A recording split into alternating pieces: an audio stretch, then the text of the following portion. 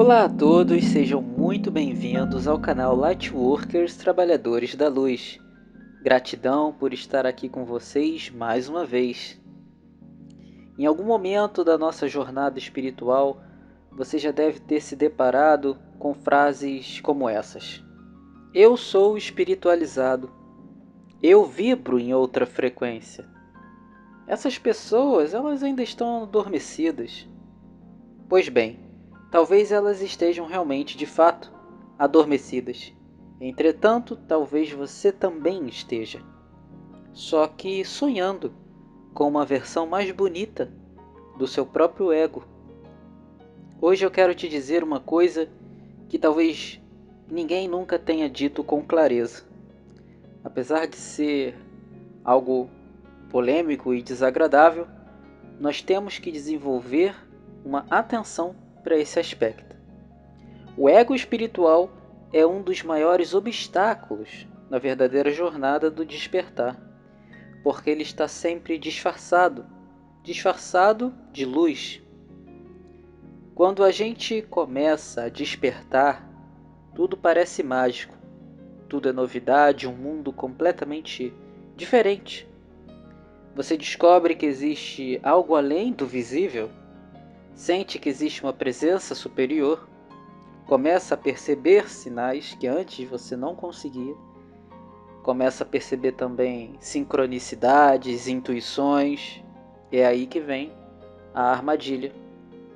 Você começa a se sentir especial, escolhido, diferente dos outros, o que acaba sendo também um processo natural, mas é aqui que nasce o ego espiritual, e é nesse momento, nesse breve momento, que precisamos ter um pouco de cuidado, porque o ego ele entra pela porta da iluminação, mas se instala como um rei dentro da nossa mente, sentado num trono. Você acha que está evoluindo, no entanto, só está trocando o velho orgulho por um outro novo, mais sofisticado. O ego espiritual pode ser sutil ou escancarado. Veja bem, você conhece alguém que de repente começa a corrigir todo mundo quando o assunto é energia, espiritualidade. Você vê que essa pessoa desacredita a dor do outro porque ele ainda não entendeu a lei da atração. Afasta-se de amigos dizendo que eles não vibram mais na sua frequência. Esse caso, muitas das vezes é necessário, entretanto não com desprezo, mas por acolhimento e proteção a si mesmo das energias que podem lhe ser prejudiciais. Afinal de contas, não é a sua obrigação trazer a iluminação ao seu irmão, mas sim ser referência para que o seu comportamento seja exemplo.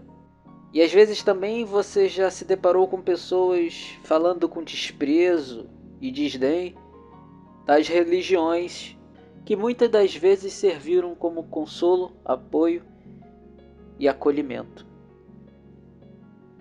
E pior, essas pessoas também começam a usar termos elevados para justificar as atitudes frias, como foi o meu limite energético, esse vínculo não era mais alinhado, está vibrando no medo e eu vibro no amor.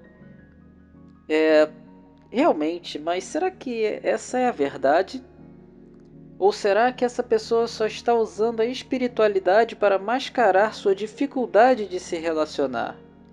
Tem gente que se veste como mestre, fala como mestre, inclusive cita mestres, mas não aprenderam a se calar. Você reconhece o ego espiritual quando a pessoa precisa provar algo o tempo todo. Precisa mostrar que sabe, mostrar que viu, que sentiu, precisa de um palco. Entretanto, o verdadeiro despertar ele é silencioso, ele é no escuro, ele é no chão, ele é simples, ele é humilde. É quando você chora, mas não posta. É quando você está sozinho, no seu sofrimento íntimo. E também quando você ajuda, mas não grava, não conta. quando você compreende, entende, mas se cala. Esse é o lado mais sombrio do ego espiritual. Ele vira uma arma. Ele ataca os outros usando a própria luz como justificativa. Ele acaba sendo um juiz. Ele cancela, exclui, tudo em nome da elevação espiritual. Mas de que adianta se falar de chakras, se falar de energia, se o coração ainda continua fechado? Quantas vezes você já viu alguém que fala de amor incondicional, mas trata o outro com superioridade, como se tivesse do pedestal olhando para baixo? Porque falar de espiritualidade, no fim das contas, é muito fácil. Difícil mesmo é encarar a si mesmo com honestidade radical.